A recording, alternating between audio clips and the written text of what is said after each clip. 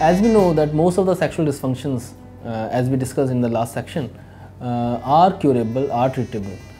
The curability or the curability of sexual dysfunctions depends majorly on the causes due to which sexual dysfunction has taken place. In most of the cases of psychosexual dysfunctions or the sexual dysfunction due to social causes or many of the biological causes are potentially and completely recoverable.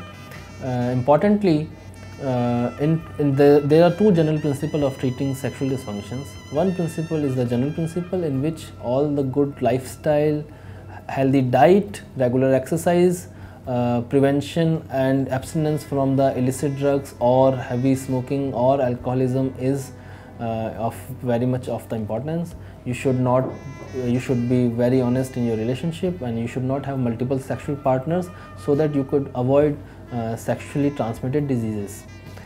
The specific principle or the cause specific treatment depends on the type and the cause of the sexual dysfunction. It also depends on the severity of the sexual dysfunction. In many of the cases, although sexual dysfunction can start because of just one cause, but over the time the psychological aspects can come up, and that may contribute in compounding the situation.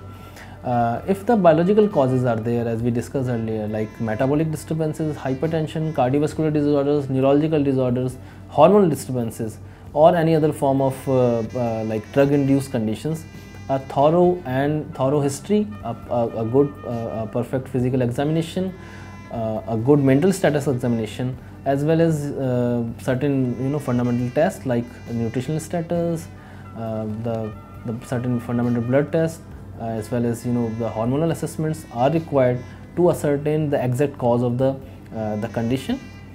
A constant counseling, reassurance, as well as a proper education, psychoeducation about the condition is of great importance, and a combination of physical therapies, if required, are given to the people who are suffering from the biological causes of the sexual dysfunction. In cases where the sexual dysfunction is due to psychological causes, constant psychological there are certain form of psychological therapies are there, and certain form of medical treatments are also available for the people who are suffering from the sexual dysfunction. So it is a good news that most of the patients are actually treatable, but they require a proper and early intervention in their condition so that it would not deteriorate over the time.